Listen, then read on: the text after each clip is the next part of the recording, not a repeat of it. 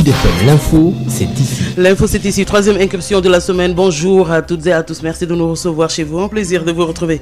Comme tous les matins sur la 98.5 Sud FM Dakar en synchro avec toutes nos stations régionales.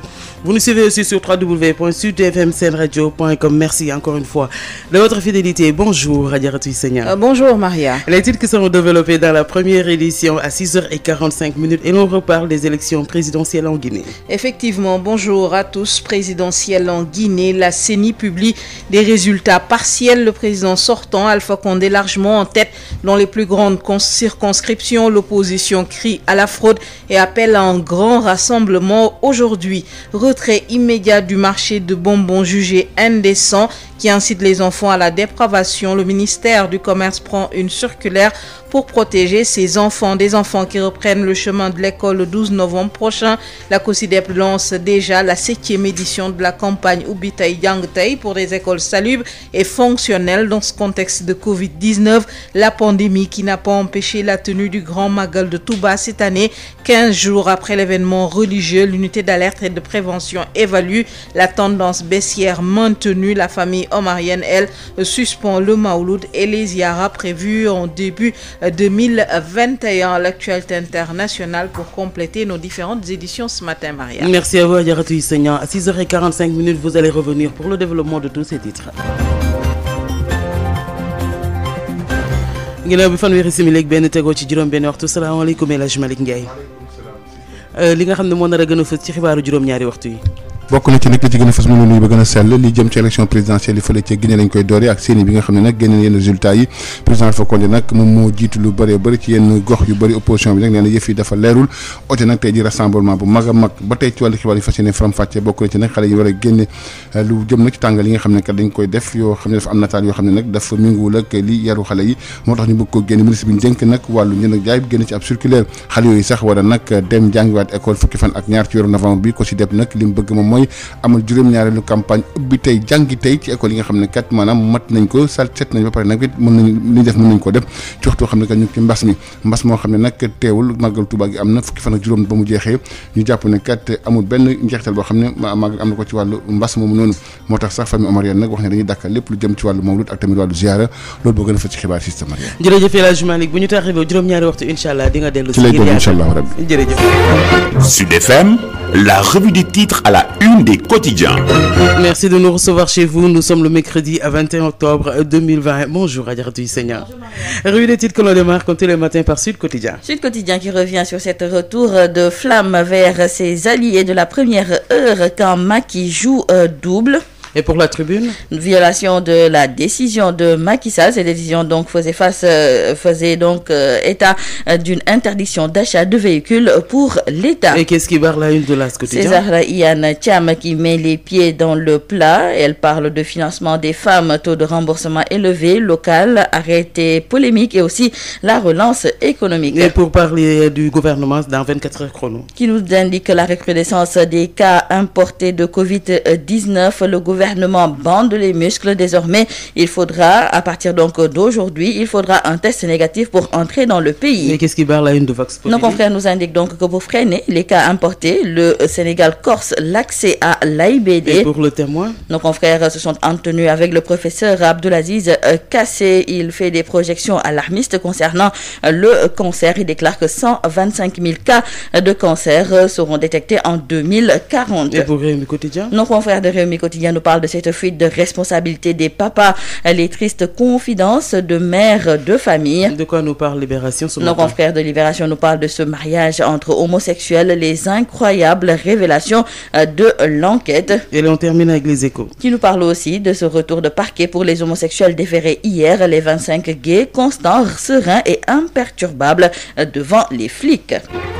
Sud FM, li gën a fës ci këru yéenekaay. li nga xam ne moom la ñu xëyee tey ji ci àllarba ji ñaar fukki fan ak benn ci weeru octobre 2020. salaamaaleykum Ajaratu Ndeye Mariam Ndiaye. maaleykum salaam Maria. ñu bee ci suñuy wëm tàmbaleeg Sud Quotidien. Sud Quotidien tey ji daal di xëyee kon njiitu réew mi li nga xam ne nag moom lay doxalee jëmale ko ci ñi nga xam ne ñoom la lëngool suñu naataangoo yi dafa mel ni daal ne Macky ñaari paaka la leen di won wante daal li ci wóor ba wóor moom mooy ne la mu bëgg moom mooy di continuer di wéy di ànd ak ñoom ngir daal lépp loo xam ne dafa jublu ci ay jongante mu wàcce mën a am ndam. New York Tribune.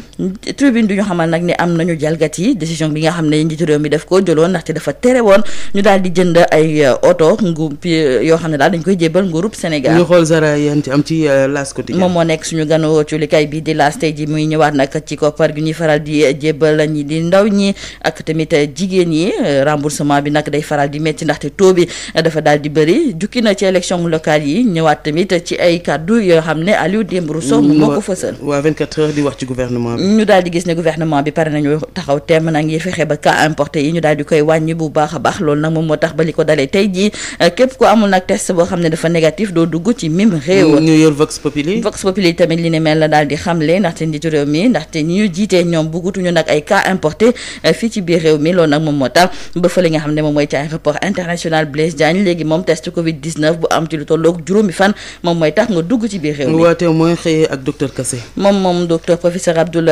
Kassé Aziz Kassé di ñëwaat nag ci cancer du sein cancer yëpp sax mu daal di gis ne su fekkente ne nag feebar bi daal xeexeewuñu ko ci ni mu waree ci atum 2040 dinañu am ci lu tolloog 125 000 nit yoo xam ne daal dinañu ko am. réew mi quotidien di waxtaanee yaay booy yi. waaw ndaxte ñoom di rawatina nag ñi nga xam ne dañoo am doom ba pare seen bàyyi doom yi bañ a reconnaître li ni mel ñooñu nag ñu ngi ci ay jafe-jafe yu tar tey jii nag cuulikaay bii di réew mi quotidien moom moo leen tàllal micro. ñu yor libération. moom di ñëwaat ci li ñu fi waxoon démb di ay góor yoo xam ne daal dañ doon jéem a takkante ci seen biir ñu jàpponte nag ci lu tolloog 20 tey jii kon lañu leen di yóbbu ci kanamu parquet bi. ñu yor les échos tamit li ni mel lay daal di xëyee di xam le ne retour de parquet moom moo am ci ñi nga xam ne daal moom mooy 20 góor ñu jàpp ba léegi nag nga xam ne moom moo sooki mbir ya nag police ma ngi koy wër ba léegi. ajaratu. bu ñu yéree yow itam na rafetal nga ko nga ne ay góor yi doon takkante seen biir. waaw. ay góor lañ. yi doon takkante seen biir. jërëjëf xam naa loolu élagement yi dinañu wax ban olof la daal. doy na waar ay ci kanam incha allah. change et le monde bouge. Sud FM en mode majeur. Les temps changent et le monde bouge. Sud FM avec Sud FM Sen Radio, l'inséparable de l'info. Les matins sur Sud FM Sen Radio avec la voix bonheur de Siste Maria.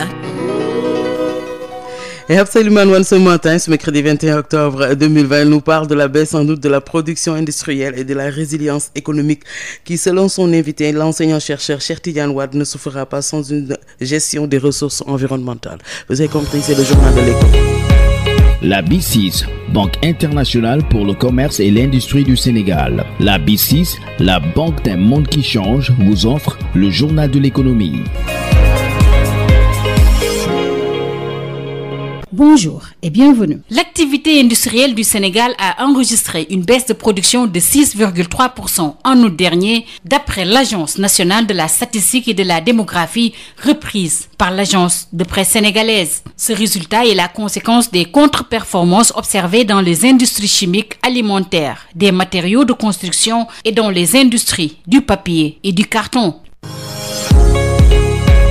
La résilience économique passe par la gestion des ressources environnementales, d'après l'enseignant-chercheur à l'université Assane Seck de Ziguinchor, Cheikh Tidiane Wade. Il l'a fait savoir lors d'un forum multi-acteurs de la Casamance tenu à Sédhiou le week-end dernier. Les tendances climatiques et le poids démographique recommandent une gestion rationnelle des ressources environnementales, d'après Cheikh Tidiane Wade.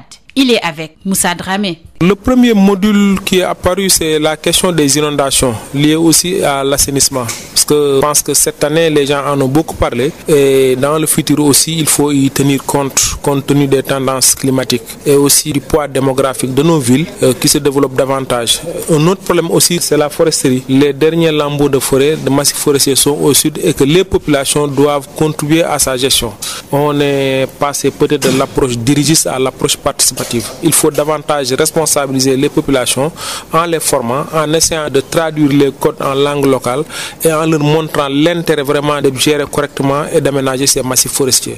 L'autre problème, c'est la question des plastiques, compte tenu vraiment du fait que ces plastiques contribuent un peu à la dégradation du cadre de vie, mais beaucoup de canaux d'évacuation des eaux de pluie et des eaux usées sont obstrués aussi par ces plastiques. Et que juste après le vote de la loi sur les plastiques, on se rend compte qu'il y a des avancées significatives au niveau des zones sud, compte tenu des présentations. C'en est tout pour le journal de l'économie. Merci de votre fidélité. La BICIS, Banque internationale pour le commerce et l'industrie du Sénégal. La BICIS, la banque d'un monde qui change, vous a offert le journal de l'économie. Journal de l'économie présenté par Habseili Manouane. Vous nous écoutez à Kaolack sur la 94.6 et à Kaolack justement. Nous y allons avec Marie-Rosalie Ndiaye qui nous parle de ces médicaments, des lits d'accouchement et de consultation d'une valeur de 5 millions de francs CFA qui ont été offerts au poste de santé de la commune de Ndianké-Souf à Kaffrine, un don de la municipalité. Yotox anti-moustique pour le corps, les vêtements, les rideaux et draps vous protège contre les moustiques chez l'adulte et l'enfant. Val d'Afrique vous offre votre journal de la santé. Bonjour à tous. Covid-19 au Sénégal, les cas importés se multiplient et inquiètent les autorités sanitaires. Plus de 40 cas importés enregistrés ces derniers jours. Pour stopper cette nouvelle source de propagation, des mesures sont prises. Dès ce mercredi, seuls les passagers avec un test négatif seront autorisés à débarquer et les tests devront être effectués 5 jours avant. La municipalité de la commune de Ndianké-Souf dans le département de Malem Hodar, dans la région de Kaffrine, a remis à la disposition des postes et cases de santé, des médicaments, des lits d'accouchement et de consultation d'une valeur de près de 5 millions. Seydou Ndiaye, le maire de la commune de Ndianké-Souf, est au micro de Mamadou Camara. Ndianké-Souf est une commune qui est dans le département de Malem Hodar. Ces temps-ci, nous avons eu à mettre à la disposition des postes de santé et cases de santé des médicaments. S'agissant des postes, nous avons mis à leur disposition 2 300 000 francs de médicaments qu'ils ont déjà enlevés. Pour les cases de santé, ils ont un montant de 700 000, plus des appareils médicaux comme des tables d'accouchement, des tables de consultation, des tensiomètres et aussi des matériels aussi pour le contrôle du diabète. La liste n'est pas exhaustive. S'agissant maintenant des constructions, nous avons construit 6 magasins de stockage et réhabilité 2 magasins, un à Ndianké et un à Ngaba. Nous avons eu aussi à réhabiliter le foyer des jeunes de Ndianké-Souf. Parallèlement à cela aussi, nous avons installé 3 unités de transformation. Une unité de transformation à Naoré, une unité à Mbabanen et aussi chez le village du Marabout d'Arinaï. Donc, de façon générale, nous avons eu véritablement à mettre à la disposition des populations des équipements pour les permettre véritablement de régler leurs problèmes au niveau de stockage, parce que les magasins sont extrêmement importants. C'est une manière aussi de lutter contre les inondations. C'est une manière aussi de mettre les récoltes et les vivres à l'abri des incendies et des feux. C'est tout pour aujourd'hui. Merci de nous avoir suivis. Yotox anti-moustique pour le corps, les vêtements, les rideaux et draps vous protège contre les moustiques chez l'adulte et l'enfant. Val d'Afrique vous a offert votre journal de la santé.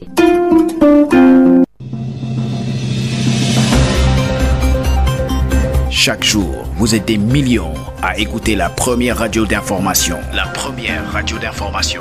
En national, en régional ou en international. Sud FM, Made in Sénégal.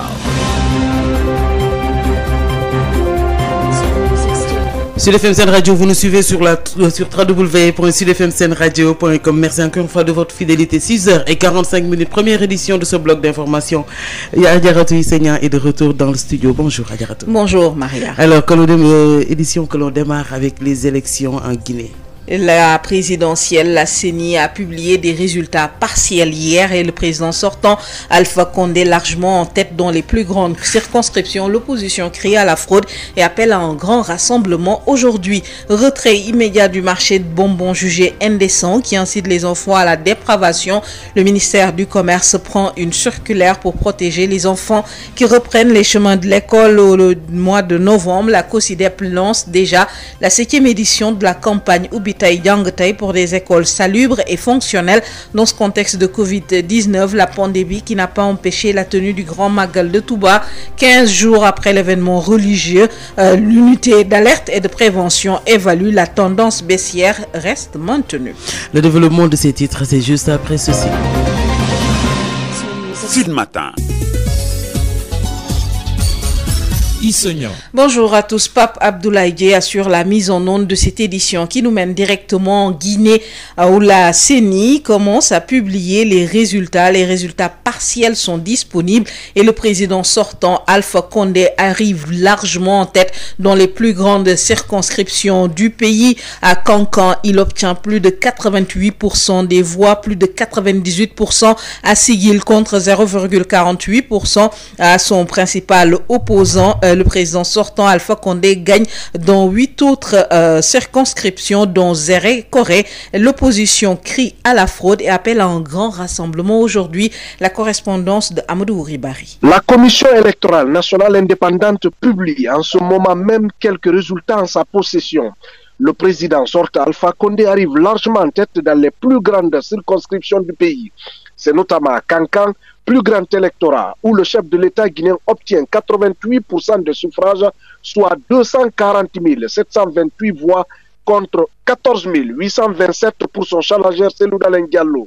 À Sigiri, un autre bastion du pouvoir, le président sortant écrase son adversaire avec 98% des voix contre 0,48% pour Cellou Dalein Diallo.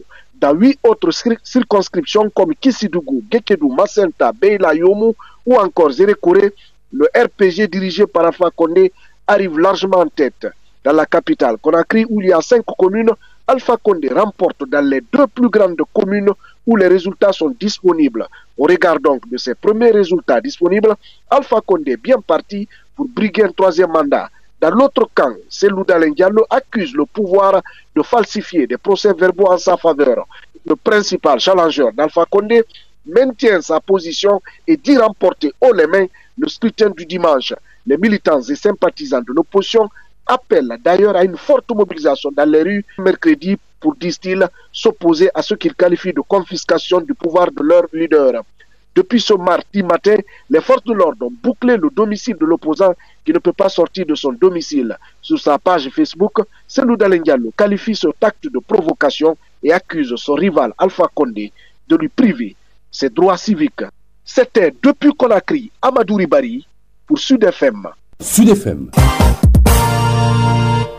Retrait immédiat du marché de bonbons, qui incite à la débauche. Décision prise par le directeur du commerce intérieur, Oumar Diallo, a sorti une circulaire et il nous explique au micro de Birama Ndiaye. Il s'agit d'une circulaire qui ordonne le retrait du marché d'un produit dont la consommation sème le trouble dans l'esprit du consommateur. Alors l'objectif de ce retrait et la prise de cette circulaire obéit à deux objectifs principalement. Le premier, c'est un produit alimentaire parce que c'est présenté sous forme de bonbons. Alors dans ces conditions, et eu égard au contrôle et à la pérennisation de la sécurité du consommateur en termes de prise en charge sanitaire, il nous revient de vérifier la conformité de ce produit par rapport à sa mise sur le marché. Deuxième chose, comme vous l'avez si bien vu, ce produit incite un peu les jeunes enfants à des actes qui ne correspondent pas très souvent à nos valeurs éducatives en la matière et par rapport à nos cultures sociologiques, par rapport à l'éducation de nos enfants. D'accord. Est-ce qu'il ne fallait pas faire une vérification au préalable avant que le produit soit introduit au niveau du marché? Je vous l'ai dit, il s'agit d'un contrôle à l'import. Et en tant que produit alimentaire, ce produit doit faire l'objet d'une analyse de laboratoire avant toute mise à la consommation. Mais, comme vous le savez si bien aussi, il y a un bon nombre de produits alimentaires qui entrent au port et pour tous ces produits-là, nous ne pouvons pas faire l'échantillonnage parce que sinon, nous allons bloquer le port. Donc, nous ne faisons que faire des prélèvements au hasard. Et ces produits-là entrent par conteneur et peuvent contenir des objets différents, étant entendu que nous, c'est la qualité alimentaire du produit que nous vérifions en amont.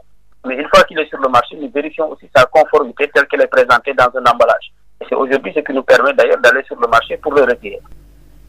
Des propos recueillis par Birama Ndiaye, lancement de la 7e édition de la campagne Ubitaï Diangtay pour une mobilisation citoyenne afin que les écoles soient salubres, sûres et fonctionnelles dès le premier jour de la rentrée scolaire pour permettre le démarrage effectif des enseignements. La COSIDEP insiste sur le défi à relever pour le bon déroulement des cours et un bon dénouement de l'année 2020-2021 après le passage de la pandémie. Amadou Moustapha Dia.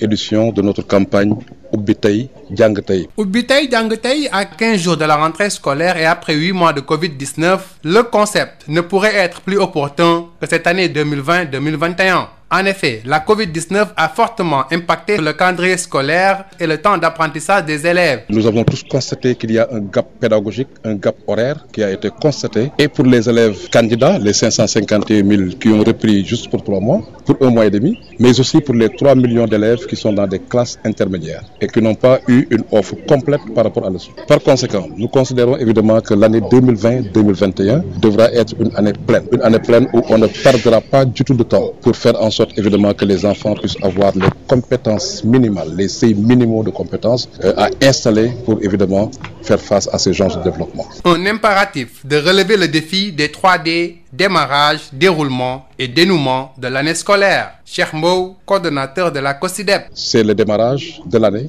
qu'il faut réussir et c'est le déroulement de l'année qu'il faut aussi garantir de sorte qu'il y ait une stabilité durant l'année scolaire, mais c'est enfin le dénouement de l'année pour qu'on puisse terminer en beauté l'année prochaine et qu'on puisse avoir de meilleurs résultats. Eh bien, pour relever ce défi, la COSYDEP ne sera pas seule dans ce combat, car les éclaireurs et éclaireuses du Sénégal vont mettre la main à la pâte. Nous sommes disposés à mobiliser toutes nos unités qui se trouvent sur l'ensemble du territoire national pour accompagner le COSYDEP dans cette campagne Ubitey Jangatay. Idem pour le service civique national. Nous allons donc essayer de mobiliser 50 volontaires.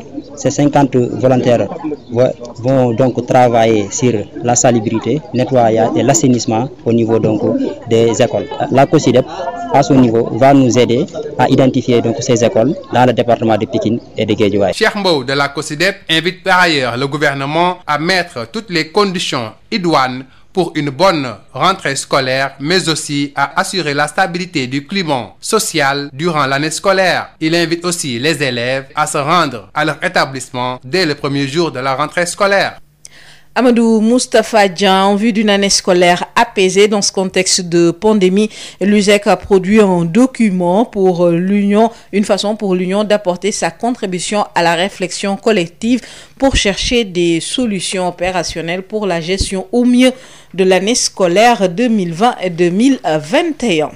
La pandémie, on en parle avec l'organisation du Grand Magal de Touba dans ce contexte de pandémie. 15 jours après l'événement religieux, l'unité d'alerte et de prévention épidémiologique mise en place par le khalife général de Touba a évalué. L'unité se réjouit. La baisse des cas de Covid reste maintenue dans la localité après l'événement religieux. L'évaluation a été présentée hier au cours d'une conférence de presse où le manque d'eau a également été évoqué. Tout ici. Une tendance baissière est notée depuis plusieurs jours à Touba et dans plusieurs localités du pays. Les cas de Covid-19 ont diminué selon le coordonnateur de l'unité d'alerte et de prévention épidémiologique, le professeur Lamine Gueye, qui estime qu'ils ont préféré attendre 14 jours après le Magal pour faire une évaluation, mais ils avaient déjà constaté une baisse. 408 cas positifs étaient enregistrés au Sénégal 14 jours avant le Magal et 14 jours après l'événement, les cas sont passés à 302. De 205, les cas graves sont passés à 76.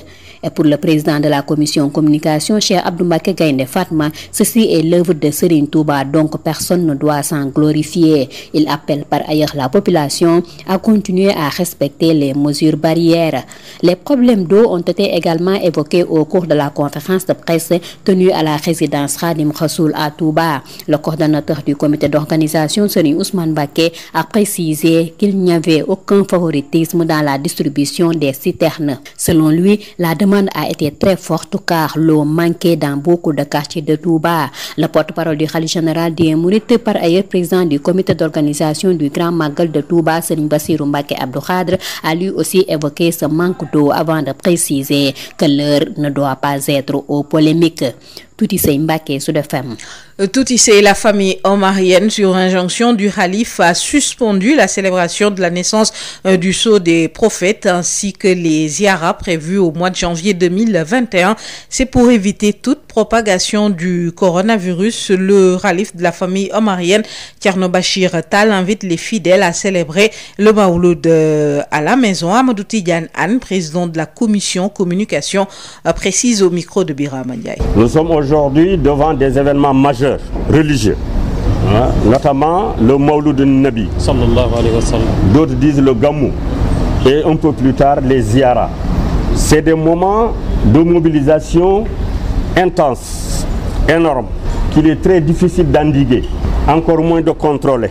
Vous le savez, certains parmi vous ont régulièrement assisté à l'organisation du Mawlud ici même. Vous savez, non seulement l'enceinte de la mosquée est archi-comble, mais vous savez que toute la corniche, la rue 6, l'avenue Alhaji Malick Sy sont toutes remplies de monde. Ce monde-là est incontrôlable. En raison de la pandémie de la Covid-19 qui prévaut encore dans notre pays et afin de respecter les mesures de prévention édictées par les autorités sanitaires, l'association des amis de l'Hadj Omar, Ahbab Cheikh Omar Fouti, sous la haute autorité de Thierno Bachir Tall, khalife général de la famille omarienne, et sous l'égide de Thierno Mountaga Cheikh Omar Tall, de Thierno Madani Tall, serviteur de la communauté omarienne, informe tous les fidèles musulmans des décisions suivantes. Premièrement, la célébration du Mawlud 2020 ne pourra pas se tenir comme à l'accoutumée au sein de la mosquée omarienne. En conséquence, tous les fidèles musulmans sont invités à célébrer chez eux cette soirée dédiée au prophète Mohammed sallallahu alayhi wa sallam. Deuxièmement, pour les mêmes raisons, comme annoncé, les ziyaras omariennes de Louga et de Dakar, prévues en janvier 2021, ne pourront pas non plus se tenir. En foi de quoi, nous vous serons bien obligés de diffuser ce communiqué pour les besoins de l'ensemble de la communauté musulmane, ici bien au Sénégal qu'ailleurs. Des propos recueillis par Amadou Moustapha Dian. Et puis direction Kaolack pour parler de ce bras de fer entre les travailleurs municipaux et les autorités de la mairie en assemblée générale hier. Les travailleurs réclament le rappel de grade automatique estimé à plus de 7 millions. Cela n'a pas été payé depuis 2016. Les travailleurs municipaux étaient hier en assemblée générale. Ils ont déposé un préavis de grève. Fin de cette première édition en français, Maria. Merci beaucoup à vous, Adjaratou Seigneur. Et nous vous retrouvons à 7h30 pour la seconde édition de Sud Matin.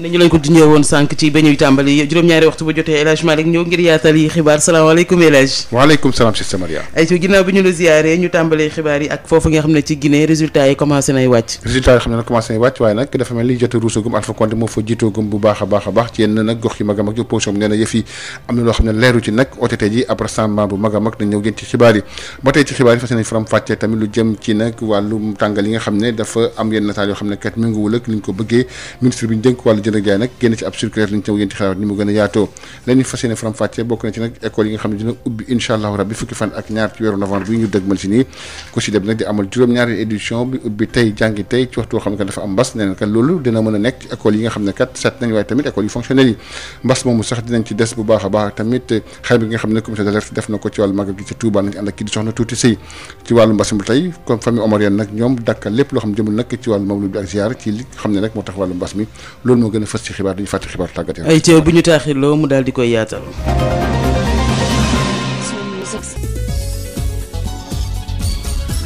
Pape Abdoulaye Dieye moo nekk ci wàllu xarala gi premier tour présidentiel ca Guinée séeni bi nag génn na yenn résultats yi président Alpha Condé nag moom moo jiit yenn gox yu bëree bëri yu mag yi nag ñu jàpp ne sax opposition bi nag nee na yëf yi dafa leerul am na ci loo xam ne kat maanaam dañ ko njuñ njaaj ba tax ñu ñàkk foofu noonu par exemple fu ci mel ni Kankaan nag Alpha Condé am na fa 98% la am ca Sirigui Cellou Dalein Diallo am fa 0,48% yeneen gox itam yu ëpp daanaka Alpha Condé moo fa gagné moo tax sax Guinée yi tey ji nag oote opposition bi oote nag ndaje bu mag a mag tey jii ci Guinée lay doon Alpha Condé Cellou Dalein Diallo sax fi mu toll dañ ko tànc ci këram demul di ko ndaxte foofu kat ay takk der ñoom ñoo ko wër di fàttali nag bërki démb boo xam ne moom moo gañ élection yi ba CEDEAO sax ba nag seeni bi génnoon bataaxal wax ne nag ñoom rek ñoo am sañ-sañu génn li nga xam ne mooy résultat yi dégg àndoon ngeen ci ki nga xamul nekk kii di suñu correspondant muy toogal foofu ca Conakry di Amadou Wuri Bari. Sud FM.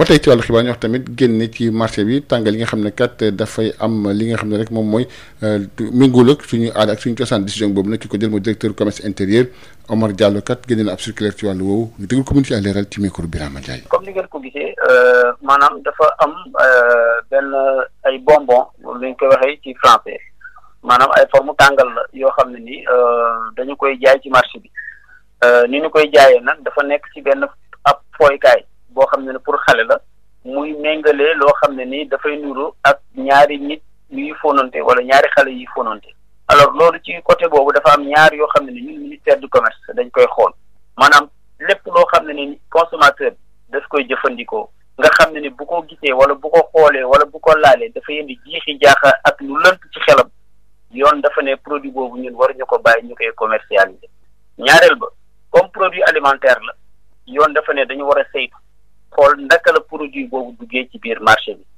ndaxte message bi nga xam ne ni moom la pooykaay boobu di véhicule ci xale yi dafa méngoowul ak ñun li nga xamante ne ñun noonu la ñuy yaree suñu doom yi fii ci Sénégal méngoowul ak li ñuy wax suñu valeur yi méngoowul ak suñu culture te méngoowul ak ñun façon bi nga xam ne moom la ñu bëgg suñu doom yi ñu nag. d'accord est-ce que waruñu loon a saytu loolu avant ñuy bàyyi produit bi mu dugg ci biir réew mi.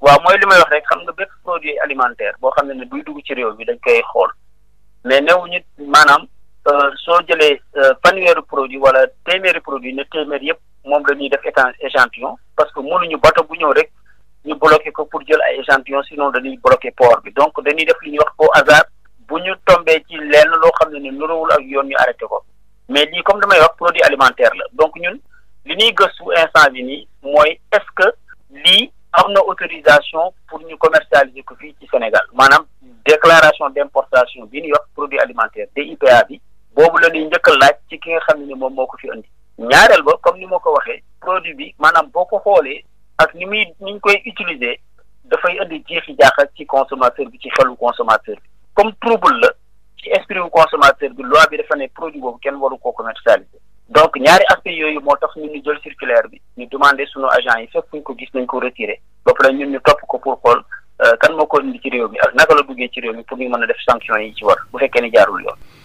ñu wax ci wàllu xale yi ak njàng mi nga xam ne nag war na dooraat fukki fan ak ñaar ci weer wi nga xam moom la ñu dëgmal si lancement 7e édition campagne ubbi tey jàngi tey ci waxtu woo xam ne nag dafa am wàllu mbas mi ku si dem nag bëgg na loolu am waaye te fekk gox yi nga xam ne kat loolu matal nañ ko mën nañ ko dañ ci ànd ak kii di Amadou Moustapha Dieng. suñu campagne ubbi tey jàng tey bi sénégalais yi léegi xam tàmbali waat juróom-ñaareeli édition ubbi tey jàng tey bi nga xam ne COSYDEP moo koy amal at bu yàlla sàkk door nañ ko fukki fan ak juróom dong moo des laata ñu ubbi l'école yi nga xam ne toog nañu daanaka juróom-ñetti weer yoo xam ne lenn ci xale yi jànguñu li ko waral moo di wàllum Covid 19 bi looloo tax ñu jàpp ne ren moom la ubbi tey jàng tey gën a am solo. fukki fan ak juróom moo ñu sorenteeg ubbi tey école bi donc fi ñu toll war nañoo jóg léegi pour fexe ba nga xam ni suñu école danañ mën a pare set am li nga xam ni lépp lu ñu Covid dey mooy am ndox mu doy am aussi ay gànnuwaay yu mat sécuriser wu aussi tëju loolu bu ñu ko defee évidemment que danañ mën a def tàmbali école bu gën parce que ñëpp xam nañ ni ren bu ñu doon wootee daaw ak daaw jëkk ubbi tey jàng tey ren la ëppee sens parce que simplement at yi passé octobre sax nga doon ubbi donc amoon nga sax benn waxtu wu doy ba nga xam ni boo doon perte temps da nga am noo ko rattrapé waaye ren nag moom école bi moo ngi ubbi ak 1 mois de retard loolu nag boo ci nekkee amatuloo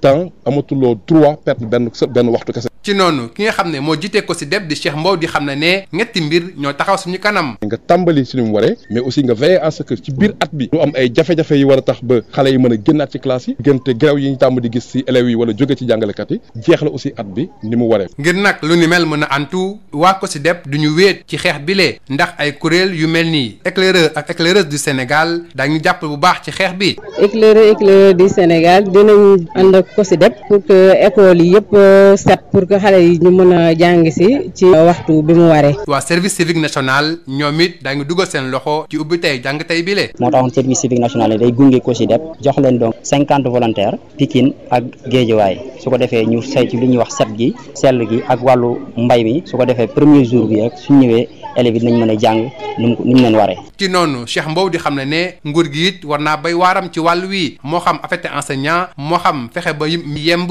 ci l'école yi ba si sax lépp loo xam ne siifee woon na ko ak syndicat yi mu mun koo jëmmal ci biir at mi ndax at mi ànd ak dal niki noonu it muy woo xale yi ñoom it bu ñu ubbee l'école yi rek ñu daal di dem jàngi. Amadou Moustapha Dieng ñu wax ci xayma gi doon xayma nag activité Magal Touba gi nga xam ne nag amoon na ci juróom-benn fan ci weer yi nga xam ne nag moom la ñu nekk unité d'alerte et de prévention ci wàllu mbas mi nag bi nga xam ne xalif moo ko taxawaloon nag ñoom rafet lañ bu baax a baax li nga xam ne rek moom mooy ni mbas mi wàccee bu baax a baax foofu ci Touba ginnaaw nag Magal gi ñu jàpp ne situation boobu nag moom la ñu présenté démb ci ab conférence de presse boo xam ne amoon nañ ko waaye kat gis nañ ne lii di tamit ñàkkum ndox mi nekk na loo xam ne waxtaanee nañ ko fa ni jànd ki di tuuti sëy ab wàññeeku la ñu nemmeeku ci li nga xam ni moom mooy kaawu coronavirus yi ci Touba ak ci localité yu bëri yu nekk ci réew mi ki nga xam ni moom moo jiite unité d'alerte et de prévention di professeur Lamine Gueye di wax ni ñoom ñoo bëggoon a xaar fukki fan ak ñeent màggal gi jàll ñu soog a def évaluation waaye ñoom bu yàgg la ñu xamoon ni kaawu coronavirus yi moom wàcc na bu baax a baax muy wax ni bi màggal gi desee fukki fan ak ñeenti téeméeri cas ak juróom-ñett yu positif lañ nemmeeku ci Sénégal bi màggal gi jàllee ba teg fukki fan ak ñeent cas yooyu toll ci ñetti téeméer ak ñaar bu dee cas grave yi ci ñaar téeméer ak juróom la tolloon bi màggal gi desee 14 jours bi màggal gi jàllee ba am 14 jours mu wàcc ba juróom-ñaar fukk ak juróom benn ki nga xam ne mooy président commission communication Cheikh Abdou Mbacké Gaynde Fatma di wax ne lii mbiru Serigne Touba la ba tax na bu ko kenn ndamoo nee na nag nañu wëy di respecter li nga xam ni moom mooy mesure barrière yi jafe-jafe yi amoon ci wàllu ndox mi loolu tamit wax nañ ko ci conférence de presse bi nga xam ni ñu ngi ko doon amal ci résidence Khadim Rasoul ci Touba coordonnateur comité d'organisation bi Serigne Ousmane Mbacké di wax ni ko ñenn ñi doon waxee naan dafa am parparloo ci wàllu joxem camion citerne yi loolu dara amu ci moom nee na bu ñu indi woon ay téeméeri camion sax lu tax mu dajal askan bi ndax kat gis nañ ni ndox moom ñàkkoon na lool ci biir Touba ci jamonoy màggal gi porte-parole xalif bi Serigne Bassirou Mbacké Abdou Khadre nekk tamit président comité d'organisation bi moom tamit fësal na jafe-jafe ndox yooyu nga xam ni moom moo amoon ci màggal gi nee na nag jiiñante bi nga xam ni ñu ngi ko ci doon def ku nekk di joxoñ sa moroom loolu mën naa ñàkk nee na kay fi mu nekk nii la ëpp solo mooy ñu xool naka la ñuy def ba jafe-jafe yooyu saafarawu tuuti sëy Mbàkke Sud FM. tuuti sëy ba tey ci wàllu xibaar tamit ci njabootu Cheikh Omar Foutiyou Tall ci injonction ci ndigal xalifa général bi nag wax nañ ne ñoom du ñu amal ren di nag gàmmu gi ñu ko amal at yi ñu génn ak tamit ziar yi dàq nañ ko sax ba ziar yi dañ ko amal nag ci janvier atum 2021 dañuy bañ rek lawal mbas mi ñu déglu ci ki nga xam ne rek moom moo Cheikh Ahmed Tidiane Tall bokk ci njaboot gi ci micro bi Rama Ndiaye.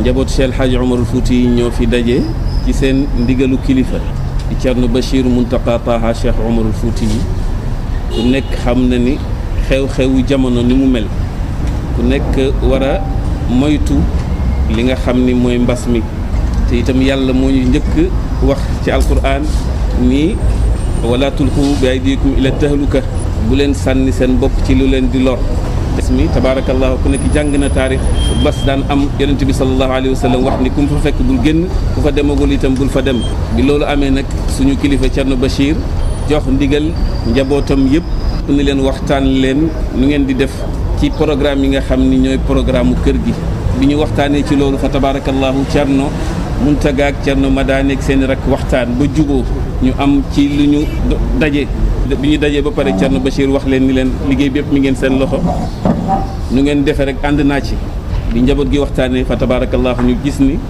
mbas mi ba tey mi ngi fi aywa famille Cheikh El Hadji Omarul Fouti yëpp nag ci Sénégal yëpp suñu waxee rek lépp dugg nañ ci ñu wax ni gàmmu gi ñu ko daan def fii ci alwaar ren tabaarakallahu du am kon nag ku nekk fa nga nekk foofu ngay gàmmoo ñi daan jógee Fouta di ñëw ak ñëpp tabaarakallahu jaratul ñuy ñëw ku nekk fa nga nekk mën nga fa gàmmoo ñaareelu décision bi mooy ziyaar yi nga xam ni moo daan am di ziyaaru Cheikh El Hadji Omarul Fouti yi fii ci Sénégal nga xam ni ziyaaru Dakar a ngi fi ziyaaru Louga ngi fi waaye yeneen ziyaar yi ci biir dëkk bi yëpp nga xam ne doon na am ci janvier bi ziyaar yooyu yëpp ñu wax ni ziyaar yi benn ziyaar du ci am kon nag loolu mooy ndigal li nga xam ni moom la Thierno joxoon ay njabootam daje si wax ni bépp manifestation yi ñu doon def di ci gën a ràññeeku di gàmmu gi ak ziyaar yi nga xam ni daan nañ ko def yooyu yëpp tabaarakallah dañ koy teg ci suuf ndax mbas mi fi mu toll dafa laaj nit ñëpp delluwaat laqatuwaat yem fi ñu war a yem respecté li nga xam ni moom la docteur yi wax loolu moo tax ñu ñëw fii def déclaration bi wasalaamaaleykum wa rahmatullahi wa barakaatu.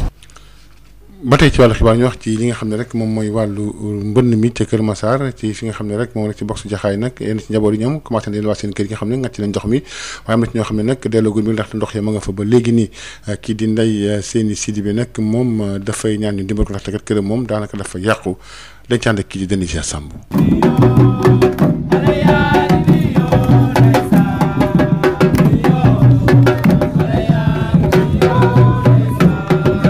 ambiance bu ni mel la ñuy fekk bés bu jotee ca box Jaxaay ab camp boo xam ne mouvement en foulard di scout éclaireur ak Croix-Rouge ñu ngi koy amal ngir bañ xale ya fa yeewoo nekk ci stress Ndeye Lika Sène coordonnatrice su mouvement en foulard box bu Jaxaay. mouvement de foulard yi fi nekk yëpp boo xoolee Croix-Rouge de scout éclaireur ñoom ñëpp ñoo nekk fee dañuy jël xale yi chaque jour matin ak soir def ak ñoom ay envolée ak ay classe de chant guddi yi sax dañuy def ak ñoom ay veillée. mu teewal fa préfet wu Tëngéej Libaas Ndoye dañuy xamal ne nag depuis fukki fan ak juróom ci weeru septembre ba ñu dalalee sinistre yu njëkk yi ba léegi amuñu fa benn jafe-jafe jamono ji sax am na ñenn ci njaboot yoo xam ne jot nañoo dellu seen kër. waaw am na quelques familles je pense que c'est à 2 familles yoo xam ne ñoom actuellement décampé nañ ci camp bi y a d'autres aussi bon ñoom pare nañ pour retourner mais problème bi mooy am na ñoo xam ne seen i kër actuellement ndox bi yàq nañ ko bëgg nañ dellu mais voilà situation bi moo toll foofu noonu ba mënuñoo delluwaat seen kër parce que démb rek ñi ngi woon unité 15 ñi ànd ak quelques sinistrés famille sinistrés yi nekk foofu avec l'appui de l'ICG ak la Croix-Rouge ak scout yi ñu nettoyer seen i kër désinfecté ko aussi mais le mal mooy seen kër yi presque bëri yàqu na seen matériel yi aussi de même vraiment moo tax affaire yi moom c'est loolu moo actuellement problème boobu lañ jotam. bokk na ci ñiy dund yooyu la tolof nde seeni sidi bi dëkk ca unité 13 bu Parcelles Assainies. waxuma sa ndox mais sama dal yëpp daan sama balcon lépp daan lépp ndox mi moo ma ko yóbbee parce que ndox bi moo daan def bu ñëwee nekk ci kaw dal bi ñun xamuñu woon bu feesee rek dañuy génn ba ndox bi dem ay 2 mois ñu ñëwaat doog a bale loolu di wàcc ci dal bi ba lekk feer yëpp sama dalu saal sama néegu doom yi sama balcon yi lépp daanu daal état mu jàppale ñu ngir yàlla inondation bi dafay yàgg Parcelles Assainies la ñu wax mais ñun xam nañu fee ñu dëkk c'est des parcelles non assainies du yoon sonn nañu nañ ñu dimbale ut fu ñu teg fu ñuy déloger ñu bu fekkente ne dañuy defaral tam ñu defar bu wóor boo xam ne leer na leen ni fii ndox doon fi jaarati. ci fàttali fukk ak juróom-ñetti njaboot tollu ci téeméeri nit yu manqué ñaar la ñu recensé ci box Jaxaay bi Jaxaay Denisia Samb pour Sud FM. Denisia Samb ci xibaar ba tey ñu wax ci ndaw yi nga xam ne dañu dajaloon nag ci association pour la défense des intérêts des quartiers Gawane de Kaolack maire nag leen tax a maire moom moo jëm ci li nga xam ne rek moom mooy ndimbal yoon jox ñi am loraange ci wàllu mbënd mi gisuñ seen bopp directeur kii di Mamadou Diop mu ni ci leeral ci micro Mamadou Camara. association pour liggéeyal taxaw Gawane taw bi ba mu tawee jafe yu ñu am métti na lool parce que koo xamante ne génn na këram 2 mois mu génn këram si biti ay matériels yu yàqu muy nekk problème financier problème matériel yëpp yàqu na mais amuñu dara luñ ci gis parce que gisoon nañu recensé nañ mais yàgg nañ gis ay autorités yu fi ñëw indil ñu ay dons ne dinañ ñu ko jox mais jusqu'à présent gisaguñu ñoo xamante ne ñu ngi ko war a jox pour ñu wàccee sur le terrain jox ñu si ndimbal yi gisaguñ si dara moo tax ñu ndaw ñu bëri indi nañ fi ay ndimbal ñu koy gis kii ay réseaux sociaux ak yoo xamante ne ñun ñoo ko fekkee taxaw su fekkee ko ñun ñu gis ko mais gisaguñu jusqu'à présent ñu jox ko ñu ko yellool daal waaye ñoo ngi xaar tamit fekkee ndimbal yi ñuy joxe ñun ñoo ko moom pour ñu nekkoon ci sinistré yi tamit ñoo ngi ñaan ngelawaay ñu ko yor pour ñu jox ko ñu yëg dem jox ko ñu ko yellool parce que xam nañ ñun suñu jugee ci ndox mi lu ñuy sonal dafay bëri foos yi fees nañ waaye yooyu tamit bokk nañ lu ñu sonal suñu mënee pompal mbedd yi pour yooyu tamit ak biir kër yi dina am lu ñu gënal tamit waaye foos yi tamit suñu ko mënee manqual parce que gàmmu yi ñuy ñëw ñoo dugg ci gàmmu fii kaw la xam nañ ñi ñu fiy ñëw tamit te ku nekk sa gan soo ko dalalee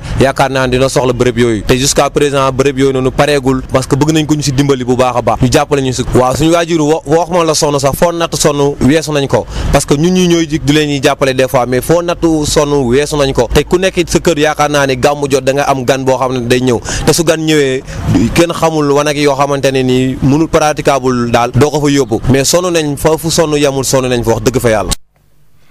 ci tënk ci tàggat yaram ak tamit Ligue européenne des champions match yi nga xam ne tey ji première journée bi bokk na ci nag Salzbourg war a daje ak équipe bi di Lokomotiv bu Moscou am na tamit Bayern Munich Atlético Madrid ci poule B bi Real Madrid mooy dalal Shakhtar Inter de Milan ak kii di Mönchengladbach lay dajal ci match yi poule C bi tey City ak Porto Olympiakos Olympique bu Marseille ci poule D bi Ajax Liverpool United Atlanta war a daje ak Midland ba tey ci wàllu résultat yi ak démb ni la tëddee Chelsea dafa def match nul 0 but partout mook FC Séville Rennes ak Krasnodar 1 but partout la Zenit ak Bruges 2-1 Bruges moo gagné 2-1 Lazio gagné Dortmund 3-1 ci poule G bi Kiev ak Juventus moo gagné 2 ñaari bal ci dara Barcelone tam dafa gagné 5-1 Paris United moo ko fi gagné ko ñaari bal ci benn. Leipzig gagné Beşiktaş bu Demba Ba ñaari bal ci dara xam nañ nag léegi ñu war a final Ligue Coupe CAF ndaxte kat démb équipe bi nga xam ne moo nekk nag Oria dafa ñàkk. Équipe bii di Pyramide moo ko gagné ñaari bal ci dara Pyramide war a dajeek RS Berkane bu Maroc ci wàllu final de la Coupe Confédération africaine de football ci Samaria. jërëjëf El Hadj Malick Ndiaye kon dig daje juróom-ñetti waxtu incha allah. ci kanam lay doon incha allah. jërëjëf waaye macha allah de moom tey moom couleur bi macha allah. man nag boo ne tey moom daf may xaw a. non daan nga def. waaw daan nga def boo ne tey nag moom xam nga. non chaque jour da ngay def. waaw moom boo ne tey moom da nga koy yemale. c'est que lii il faut ñu wax ko chaque jour moom macha allah. kon d'accord mais tey dafa gën a kii. waaw kon d'accord dafa gën a tegu tey daal laay bañ moom. jaajëf El Hadj Malick Ndiaye juróom-ñetti wax lay teewaat incha allah. Seconde édition de ce bloc d'information. Rebonjour Adjaratou Seignon. Bonjour Maria. Alors on démarre cette édition encore en Guinée. Guinée où l'opposition appelle à un grand rassemblement aujourd'hui après la publication partielle des résultats par la CENI. Le président sortant Alpha Condé est en tête dans les plus grandes circonscriptions du pays, Amadou Ouribari. La Commission électorale nationale indépendante publie en ce moment même quelques résultats en sa possession. Le président sortant Alpha Condé arrive largement en tête dans les plus grandes circonscriptions du pays. C'est notamment à Kankan, plus grand électorat, où le chef de l'État guinéen obtient 88% des suffrages, soit 240 728 voix contre 14 827 pour son challenger Cellou Dalein Diallo. À Sigiri, un autre bastion du pouvoir, le président sortant écrase son adversaire avec 98% des voix contre 0,48% pour Cellou Dalein Diallo. Dans 8 autres circonscriptions comme Kissidougou, Gekedou, Macenta, Beila Yomu ou encore Zérékoré, le RPG dirigé par Alpha Condé arrive largement en tête. Dans la capitale Conakry, où il y a 5 communes, Alpha Condé remporte dans les 2 plus grandes communes où les résultats sont disponibles. Au regard donc de ces premiers résultats disponibles, Alpha Condé est bien parti pour briguer un 3e mandat. Dans l'autre camp, Cellou Dalein Diallo accuse le pouvoir de falsifier des procès-verbaux en sa faveur. Le principal challenger d'Alpha Condé maintient sa position et dit remporter haut les mains le scrutin du dimanche. Les militants et sympathisants de l'opposition appellent d'ailleurs à une forte mobilisation dans les rues mercredi pour, disent-ils, s'opposer à ce qu'ils qualifient de confiscation du pouvoir de leur leader.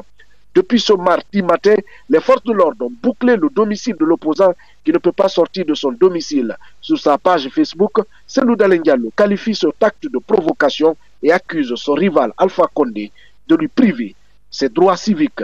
C'était depuis Conakry, Amadou Ribari pour Sud FM. Sud FM, l'info, c'est ici. Parlons à présent de la reprise des cours, l'ouverture des classes bientôt pour les élèves. La COSYDEP, avec ses partenaires, a déjà procédé au lancement de la campagne Ubbi Tay Jàng Tay, 7e édition, campagne pour une mobilisation citoyenne afin que les écoles soient salubres, sûres et fonctionnelles dès le premier jour de la rentrée scolaire. C'est pour le démarrage effectif des enseignements. La COSYDEP insiste, les acteurs doivent relever le défi du démarrage, du déroulement et du dénouement de l'année 2020-2021 après le passage de la pandémie. Amadou Moustapha Dian. 7e édition de notre campagne Ubbi Tay Jàng Tay. Ubbi Tay Jàng Tay, à 15 jours de la rentrée scolaire et après 8 mois de Covid-19, le concept ne pourrait être plus opportun que cette année 2020-2021. En effet, la Covid-19 a fortement impacté le calendrier scolaire et le temps d'apprentissage des élèves. Nous avons tous constaté qu'il y a un gap pédagogique, un gap horaire qui a été constaté. Et pour les élèves candidats, les 551 000 qui ont repris juste pour 3 mois, pour 1 mois et demi, mais aussi pour les 3 millions d'élèves qui sont dans des classes intermédiaires et qui n'ont pas eu une offre complète par rapport à la suite. Par conséquent, nous considérons évidemment que l'année 2020-2021 devra être une année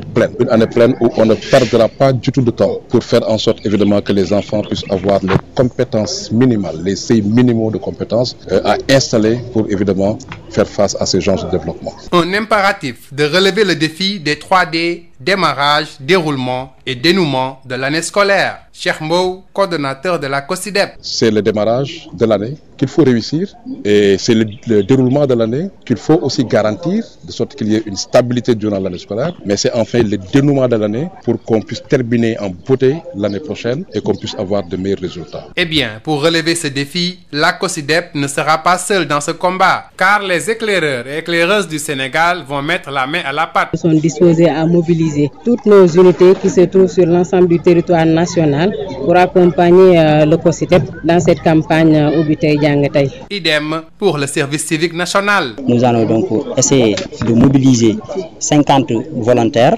Ces 50 volontaires vont donc travailler sur la salubrité, nettoyage et l'assainissement au niveau donc des écoles. La COSYDEP, à son niveau, va nous aider à identifier donc ces écoles dans le département de Pikine et de Guédiawaye. Cheikh Mbow de la COSYDEP invite par ailleurs le gouvernement à mettre toutes les conditions idoines pour une bonne rentrée scolaire, mais aussi à assurer la stabilité du climat social durant l'année scolaire. Il invite aussi les élèves à se rendre à leur établissement dès le premier jour de la rentrée scolaire.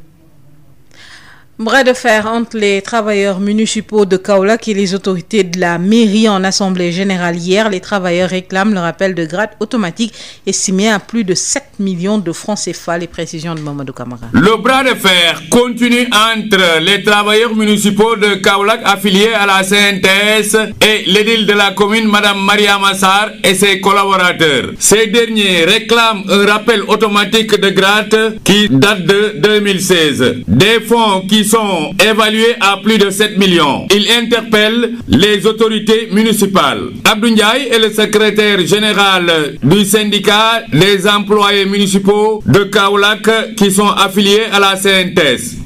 Sur les 7 millions, la mairie n'a rien fait pour régler ce problème. Le président Macky Sall, je suis désolé, n'a jamais ordonné qu'on prenne les salaires des travailleurs pour acheter des masques et des gants. Les 7 millions, ce sont des salaires, parce que ce sont des avancements. Depuis 2016, la Covid, ça date que 6 mois. Chaque année, on met ça dans le budget, les travailleurs ne perçoivent ça. La semaine dernière, ils ont fait un virement de crédit, ils ont reçu des fonds. Pourquoi ils n'ont pas prévu des 7 millions de ces fonds-là pour octroyer ça aux travailleurs? C'est notre droit, c'est les avancements des travailleurs. D'après un travailleur qui est parti en retraite au mois d'octobre, il m'a saisi officiellement. Il m'a dit que le chef d'agence dit que la mairie depuis 2016 n'a pas versé. Moi personnellement, en tant que secrétaire général, j'irai au niveau de l'IPRES pour vérifier ça. Mais ça, c'est un travailleur qui est parti en retraite au mois d'octobre. Il m'a dit que le chef d'agence a confirmé que la mairie depuis 2016 n'a pas reversé, parce que c'est deux parts. La cotisation des travailleurs qu'on prélève sur le salaire des travailleurs et l'autre part, c'est la mairie qui verse ça. Ces employés de la municipalité de Kaolack demandent l'audit de ces fonds. Kaolack, Mamadou Camara, Sud FM. Mamadou Camara, direction la banlieue de Dakar pour retrouver les sinistrés des inondations, le relogement des sinistrés de Keur Massar au box de Diakhaï. Donc une situation qui a mis en présence des centaines de familles inondées par les eaux de pluie. Certaines familles commencent déjà à regagner leur domicile libéré après plus d'un mois. D'autres, par contre, sont obligées de rester sur le site de recasement. L'eau a complètement détruit leur maison. C'est le cas de Ndeye Seyni Sidibé qui demande de l'aide. Le toit de sa maison s'est effondré, entre autres situations dramatiques pour ces sinistrés. Un reportage de Denisia Samb.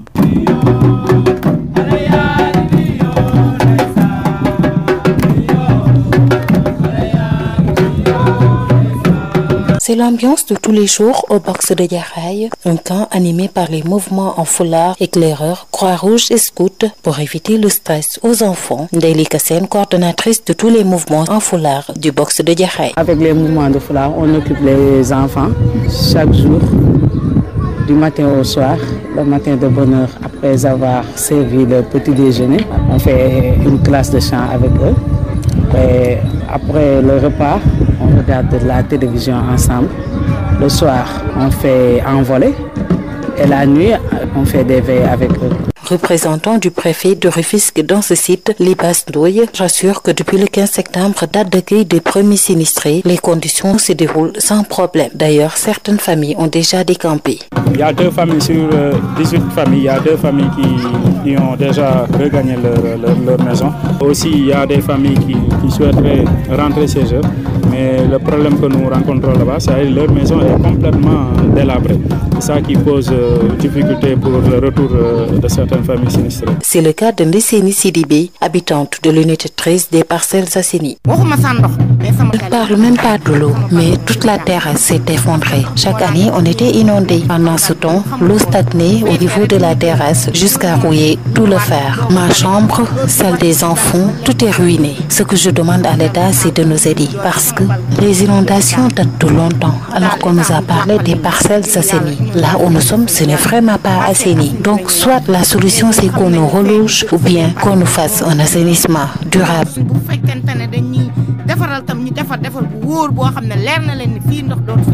Pour rappel, 18 familles, dont 98 individus sont recensés dans ce box de Djahaï. Djahaï, Denisia Sambou pour Sud FM. Denisia Sambou, les jeunes regroupés au sein de l'association pour la défense des intérêts du quartier de Gawane Kaolack, très en colère. Selon eux, l'aide destinée aux familles sinistrées des inondations ne sont pas encore parvenues aux bénéficiaires. Les jeunes interpellent les autorités compétentes pour plus de transparence. Cheikh Ali aussi, porte-parole de l'association Ndefar Gawane, au micro de Mamadou Kamara. On a une association qui se nomme Ligueyel Gawane. On est des jeunes réunis pour lutter pour la bonne cause du quartier. Donc la situation n'est pas facile à expliquer dans la mesure où on a été témoin de la réception de plusieurs donc pour les habitants, les sinistrés des eaux. Nous avons été sinistrés pour une période voire 2 mois ou plus.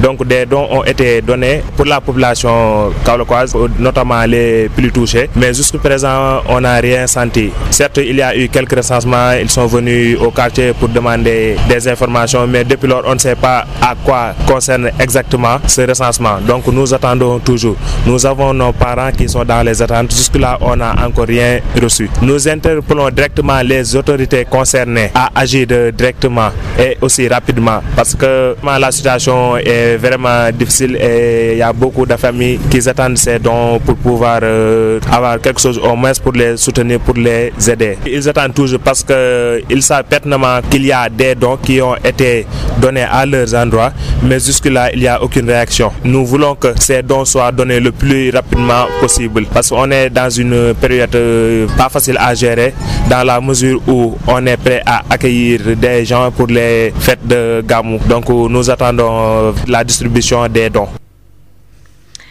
Perte de qualité de nos sols. Ces pertes coûtent chaque année 550 milliards de francs CFA à l'État du Sénégal.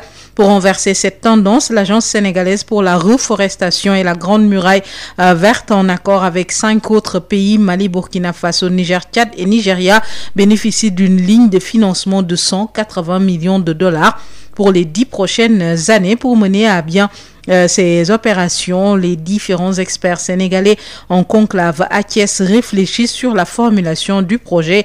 Le colonel Goro Diop, directeur de la Grande Muraille Verte, s'explique au micro de Babacar Ndaw. Nous sommes aujourd'hui à Thiès dans le cadre de la planification d'un grand projet, je pourrais même dire un programme qui concerne 6 pays, le Sénégal, le Niger, le Nigeria, le Burkina, le Mali et le Tchad, sur la résilience au niveau de la Grande Muraille Verte, avec l'accompagnement de la FAO qui a pu débloquer un financement au niveau du Fonds vert climat. Mais de façon spécifique, cette journée, nous allons réfléchir sur la composante 3. La composante 3, ça concerne le renforcement institutionnel au niveau de l'Agence panafricaine de la Grande Muraille Verte et des agences nationales pour prendre en compte la dimension climatique pendant ces 10 ans. La Grande Muraille Verte, en tant que telle, est une vision. Donc la vision, c'est de créer des pôles de développement économique, social, environnemental dans un modèle de développement durable. Et un développement durable s'appuie sur 3 piliers, à savoir l'équité sociale, donc l'inclusion, et ça se traduit même au niveau de la composition des experts qui sont invités, mais aussi la viabilité économique, pour ne pas dire la compétitivité économique, mais aussi la prise en compte de cette dimension environnementale dans tout ce que nous faisons, parce que c'est dans un contexte de changement climatique et de lutte contre la désertification. Donc le représentant de la FAO l'a annoncé pour une enveloppe de 180 millions de dollars qui, en termes de CFA, pratiquement c'est 100 milliards de francs CFA pour 10 ans. Donc il va permettre de prendre en compte ces 3 composantes, la restauration des terres, parce que j'aime bien le rappeler, il y a une perte de 550 milliards de francs CFA due à la dégradation des terres au Sénégal. Et ça, c'est pas moi qui le dis, c'est une étude de l'Agence nationale de la démographie et des statistiques. Le premier aspect qui est la restauration des terres, donc ça va me permettre d'avoir des terres beaucoup plus productives. Mais le deuxième aspect, c'est la deuxième composante, c'est sur les chaînes de valeur. Je le rappelle tantôt, au niveau de la Grande Muraille Verte, c'est caractérisé par la gomme arabique qu'on appelle la Sénégal, c'est caractérisé par le sunto que vous connaissez, le Balanisses et le Tchaka. Pour la réussite du projet, les maires souhaitent l'implication totale et entière de leurs collègues situés sur le tracé de la Grande Muraille Verte pour la mise en œuvre de la territorialisation.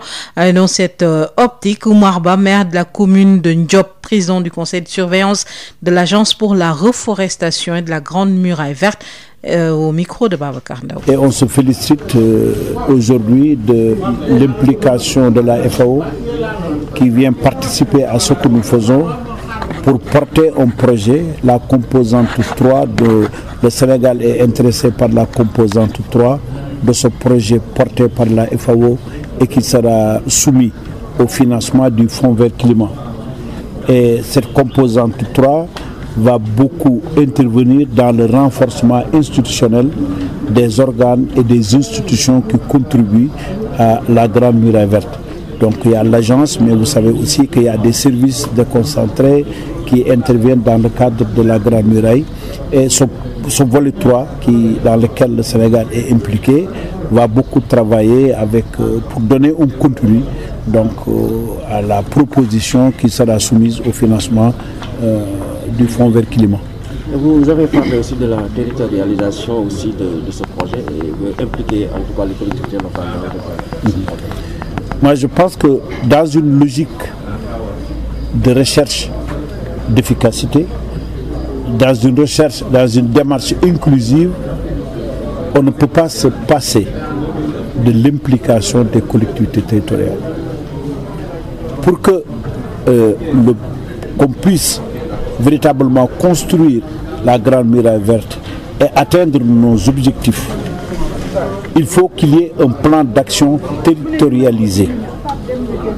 Puisque la Grande Muraille Verte ne se construit pas en l'air, il se construit sur des territoires. Et ces territoires sont des territoires organisés. Et c'est des territoires qui portent des projets de développement. La traite des personnes au Sénégal, les autorités judiciaires veulent corser la lutte pour éradiquer le fléau.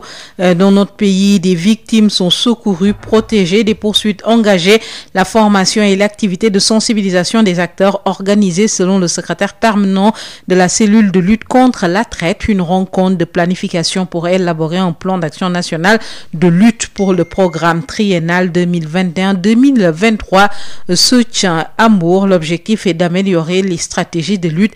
Mody Ndiaye, secrétaire permanent de la cellule de lutte contre la traite des personnes avec Moustapha Sall. Oui, alors cette rencontre est un atelier de planification stratégique pour élaborer le plan d'action national de lutte contre la traite du Sénégal pour les années 2021, 2022, 2023, Inch'Allah. Il faut savoir que la traite est une forme de criminalité particulièrement violente qui bafoue la dignité des êtres humains. Plus connus dans notre pays sont l'exploitation des femmes, des enfants, les plus vulnérables toujours. Et depuis quelques années, le gouvernement du Sénégal a mis en place ce mécanisme qui est le mécanisme de coordination des actions de lutte contre la traite. Il faut savoir que notre pays, une bonne quinzaine d'années, lutte contre la traite. Des réseaux sont démantelés, des victimes sont protégées et des poursuites sont engagées. Malheureusement, c'est un phénomène très insidieux pour lequel aucun pays n'a pour l'instant trouvé de solution définitive.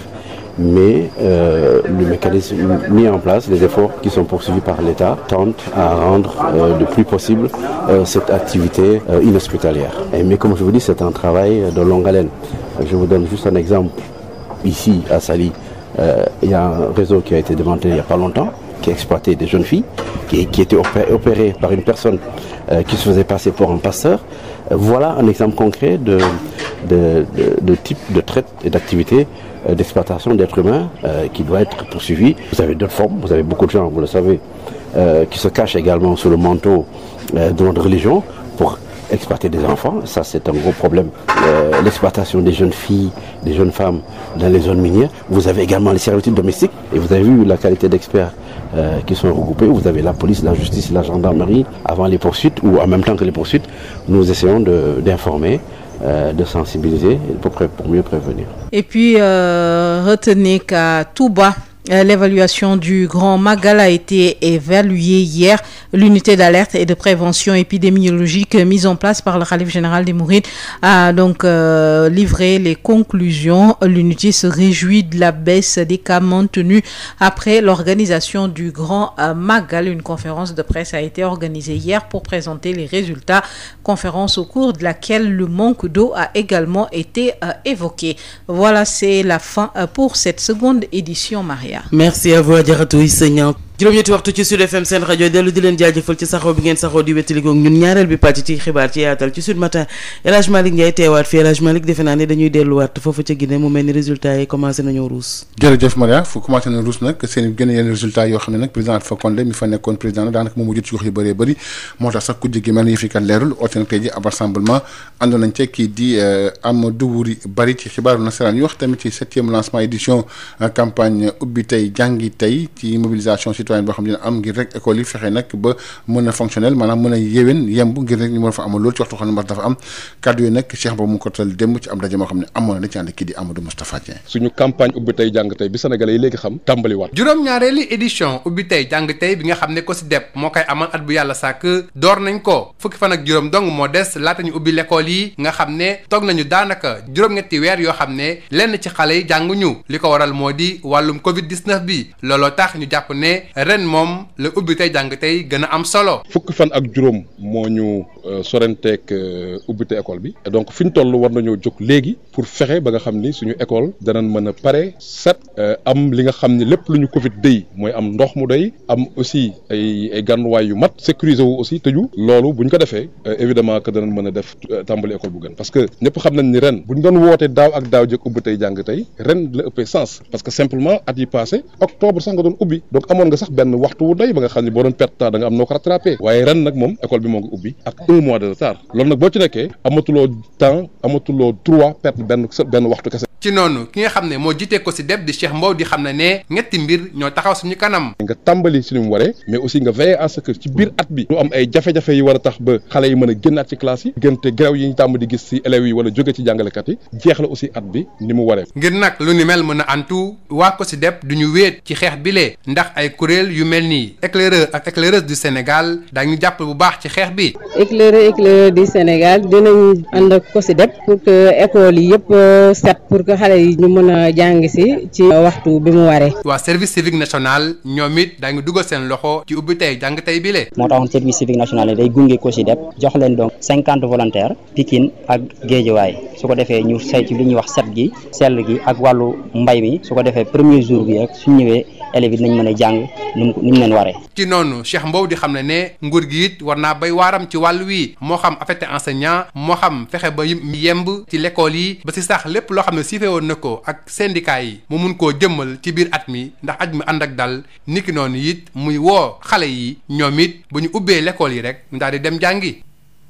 Amadou Moustapha dañuy wax ci li nga xam mooy xëccoo am ci diggante travaux municipaux yi maire bi Kaolack ak tamit autorité maire bi ginnaaw bi ñu am ne dem nag am assemblée générale bëgg nañ nag ñu fay leen lu toll rek juróom-ñaari millions yoo xam ne nañ kat loolu danañ ko yoreel atum 2016 ba léegi Mouhamadou Camara lañ ci àndal. liggéeykat yi nekk ci mairie bu Kaolack bokk ci CNTS delloo nañ buum ca boy boy ba woote waat nañ daje bu yaatu boo xam ne bi ñu ngi doon jàmbat seeni jafe-jafe seen digganteeg municipalité bu Kaolack nee nañ nag am na rappel la boo xam ne atum 2016 ba léegi dafa lëndëm te xamuñu fu ñu dugal juróom-ñaari millions yooyu ndax nee nañ mairie bi nee na bi mbas mi amee lañ ko ci dugal Abdou Ndiaye moom mooy secrétaire général syndicat bi boot liggéeykat yi nekk ci mairie bu Kaolack bootu ci CNTS. 7 millions yi ñu secrétaire moo wax ci boppam ni 7 millions yi dañ ko jëndee masque ak gel ci Covid bi ordonnance du président Macky Sall xamee wuñ ko ci yenn woyef yi ba mu naan salaire u travailleurs yi élément salaire u travailleurs yi dañ ko jëndee ay masque ak gel ñun amoon nañu subvention 1er mai joxuñu ko amoon nañu billet Makka joxuñu ko ñun ci Covid bi lañ ko dugal 4 avril amul subvention ASC dégg naa 50 millions la anamu mais lu tax ñun suñu salaire ñu bëgg ko jël naan dañ ko dugal ci masque bi te travail la ngi ni ban travail lañ fi jox masque ak gel lañ ma ko wax amul waaye yow man kay xaw ma fu ñu ko dugal 7 millions yi pour rappelu 2016 yi lañ ko doon fay les avancements de grade automatique 2016 ba négéen yi chaque année ñu def ko ci budget bi te duñ ko jox travail tontu Abdou Ndiaye xam nga mooy lan mooy dem wuti fournisseur mu joxe meew ak saabu tontu Abdou Ndiaye mooy lan dem wuti fournisseur mu ñëw jël jël mesure habillement yi mooy état civil ñu am salissure ñu fay leen tontu Abdou Ndiaye mooy prime de transport bi ñu fay ko travail loolu lañ may tontoo mais du nekk di dagg santé ci te puis am na benn agent bu dem IPRES dama dul wax turam mais dinaa ko vérifier waxoon naa ko ba chef comptable bi ni ma loolu amul mais confirmé nañu ko démb depuis 2016 chef d'agence bi ne ko mairie bi reversé wu les cotisations de l'IPRES du ma ko wet am na jamono xamoon naa loolu man. ñoom liggéeykat yooyu nee nañ mbir moomu war nañ ko leeral Kaolack Mamadou Camara Sud FM. Mamadou Camara ñu wax ci ñu ngi fexe rek ba delluwaat seen kër ci Kër Massar ci boxu Jaxaay nag yenn famille ñoom yi nga xam ne dañoo amoon loraange ci mbënd mi nag delluwaat nañ seen kër yi ndànk-ndànk ginnaaw weer bañ fa génne ñenn ñi nag fi mu toll nii ndox ma nag dafa yàq lu bëri ñoo bëgg sax dañuy nag daxaar yëf yi na daal di yembaat waaye nag ngir rek fexe nag ba njàqar gi dem dafa am ay li ñu fay amal ay mouvement en foulard dañ ko fay amal ci ay veillées dañ ñaat déjà sàmb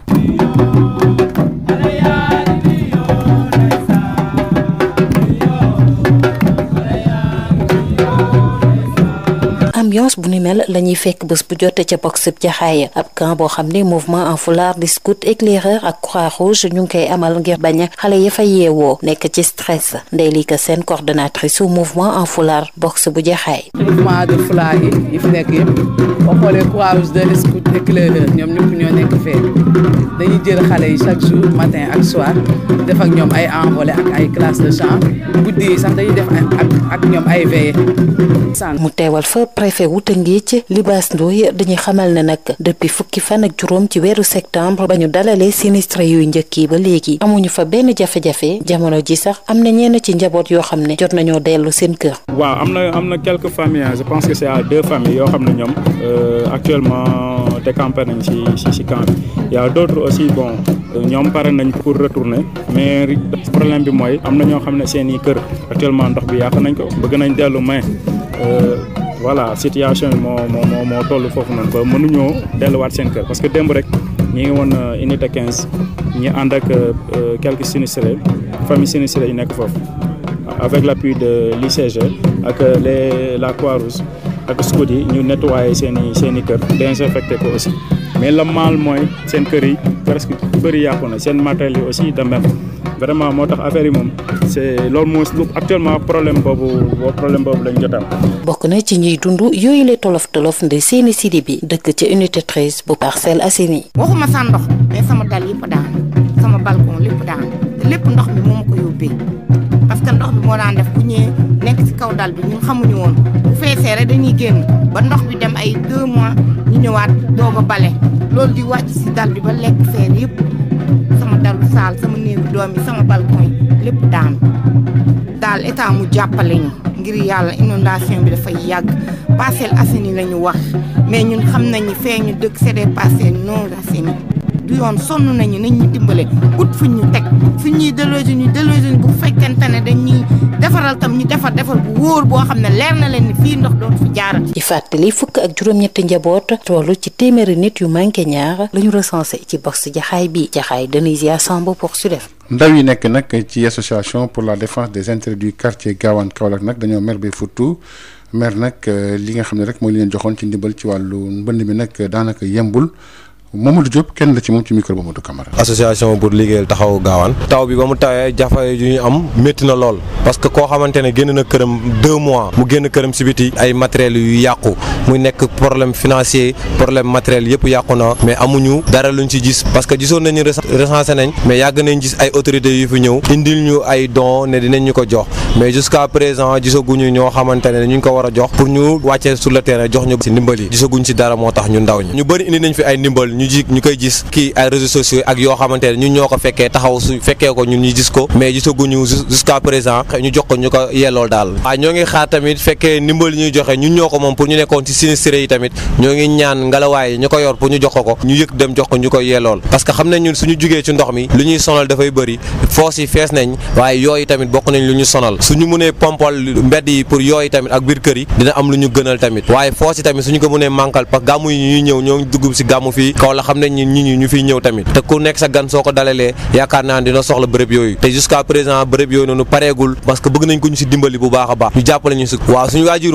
wax ma la sonn sax foo natt sonn weesu nañ ko parce que ñun ñi ñooy jig du leen ñuy jàppale des fois mais foo natt sonn weesu nañ ko te ku nekk sa kër yaakaar naa ni gàmmu jot da nga am gan boo xam ne day ñëw te su gan ñëwee kenn xamul wanag yoo xamante ne nii mënul praticable daal doo ko fa yóbbu mais sonn nañ fa fu sonn yamul sonn nañ fa wax dëgg fa yàlla ceeb yeeg yi moom amul luñ fa gis moom du ceeb du diwlin du dara luñ fi gis loo xamante ne ni nit moo ñu ko ñëw jàppale non mais yàgg nañ gis ay autorités taxaw ne indi nañ ay don jox ko ñu ko war a yellool mais ñun ñu gisaguñ ko ñun sinistré yi ko joxe ni mu gën a gaawee mu soxla nañ tamit lu ñu pompal yooyu tamit soxla nañ ko tamit le plus rapidement possible.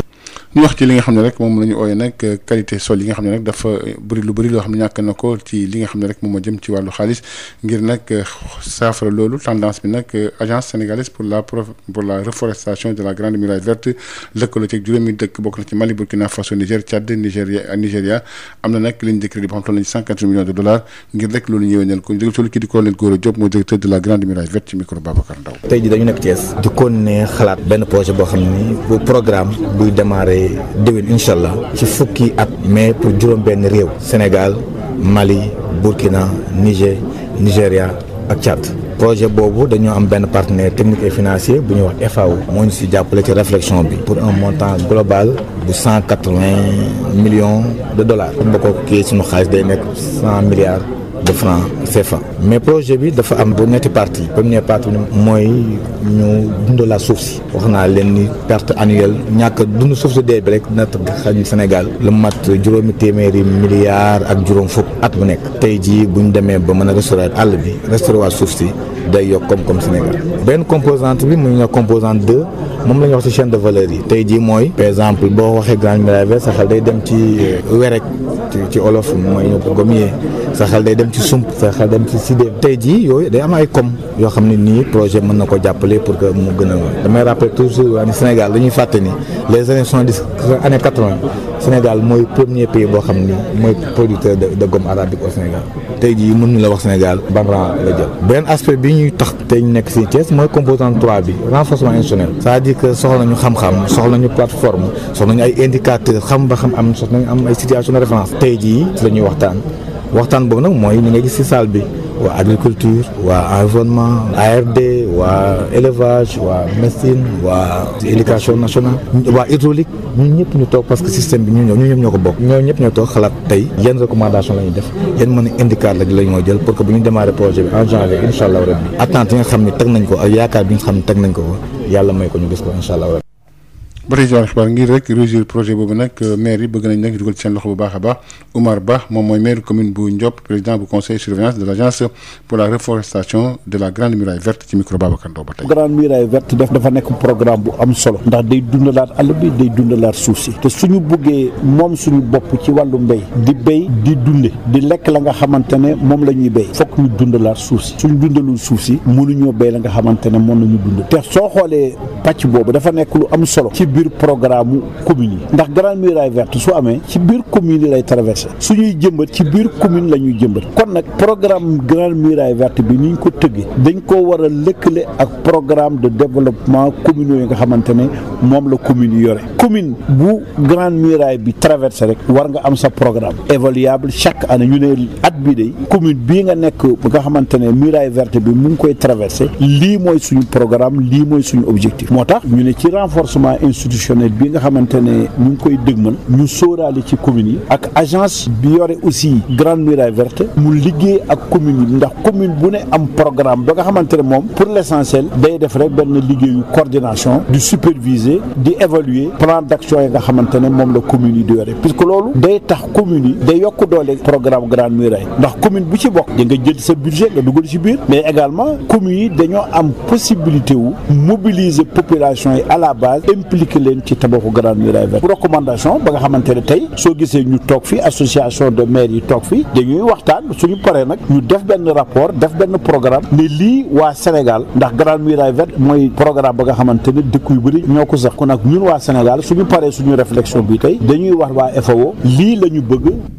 jënd ak jaay bi ñu demande traite des personnes ak tamit autorités judiciaires yi bëgg nañ nag maanaam dal ci kaw bu baax a baax ñi koy def ngir rek loolu ñu faagaagal ko mu daal di fiy jeex moo di Ndiaye mooy secrétaire permanent bu cellule lutte contre la traite des personnes ci micro Moustapha Sall. ñi nga xam ne ñi ngi yëngatu ci wàllum traite may fàttali traite xeetu ñaawteef la maanaam dañuy jël jigéen yi di leen jaayloo seen bopp di jël xaalis bi di jël xale yi di leen jaayloo seen bopp di jël dem nañ sax ba di njortin sax di jël ay cër maanaam àqu yelleefu ni daal respecté tuñ ko loolu boo dee ñu wax te loolu la donc tey li tax ñu nekk fii gouvernement Sénégal dafa teg benn mécanisme boo xam ne mooy cellule bi boo xam ne liggéeyam loolu la dafa dajale ñi nga xam ne seen liggéey seen ak seen xam-xam màcc na ci loolu mooy waa ñi àtte mooy waa police mooy waa gendarmerie ak tamit ñi yëngatu ci ONG yi li ñu bëgg nag mooy ndax at diir bu nekk fii dañ ko def ci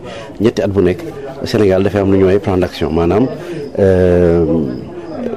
loo xam ne ci dañuy waxtaan suñu biir def ay xayma pour xool ci yan yoon lañu war a jaar pour xeex ñi nga xam ne ñoo jël nit ñi di leen noot boo xam ne réseau bu amoon ci Saly boo xam ne waa ji moom daanaka dafa ne sax labbe la léegi mi ngi indi ay jigéen yoo xam ne ñu ngi dëkk ci réew yi ñuy wër di leen jaayaloo seen bopp ba ñu teg ko daan donc loolu dafa laaj ñu koy seetu ñu koy enquête ba mun leen teg ay daan mais dafa laaj tamit ñu aar ñi muy dal ndax traite lu ci ëpp ñi muy dal mooy ñi nga xam dañu néew doole. ñu wax ci li nga xam ne rek moom moo jëm nag ci xayma gi nga xayma nag Magal Touba gi unité d'alerte et de prévention épidémiologique nag taxawal nañ ko xalif bi moo ko taxawaloon xam nga ku lu murit di fàttali nag loolu def nañ ci xayma démb ci wàllu mbas mi waaye tamit waxtaan nañ ci lu bëree bëri ñàkkum ndox mi faral di am ci Touba su Magal jotee tuuti sëy ab wàññeeku la ñu nemmeeku ci li nga xam ni moom mooy kaawu coronavirus yi ci Touba ak ci localité yu bëri yu nekk ci réew mi ki nga xam ni moom moo jiite unité d'alerte et de prévention di professeur Lamine Gueye di wax ni ñoom ñoo bëggoon a xaar fukki fan ak ñeent màggal gi jàll ñu soog a def évaluation waaye ñoom bu yàgg la ñu xamoon ni kaawu coronavirus yi moom wàcc na bu baax a baax muy wax ni bi màggal gi desee fukki fan ak ñeenti téeméeri cas ak juróom-ñett yu positif lañ nemmeeku ci Sénégal bi màggal gi jàllee ba teg fukki fan ak ñeent cas yooyu toll ci ñetti téeméer ak ñaar bu dee cas grave yi ci ñaar téeméer ak juróom la tolloon bi màggal gi desee 14 jours bi màggal gi jàllee ba am 14 jours mu wàcc ba juróom-ñaar fukk ak juróom benn